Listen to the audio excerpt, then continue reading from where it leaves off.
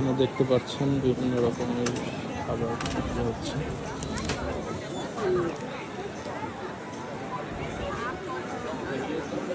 বিভিন্ন রকমের অর্নামেন্ট, মোম,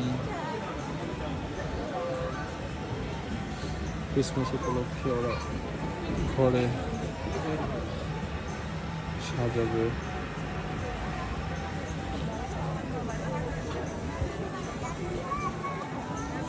আমি এখন যে জায়গায় দাঁড়িয়ে আছি এটার নাম হচ্ছে ফ্রেডরিস প্লাস। তো প্রতিটা ড্যাঙ্কিশন মহিলা হাত নাড়ালো আমাকে। ওরা খুব এনজয় করে, অনেক ফ্রেন্ডলি।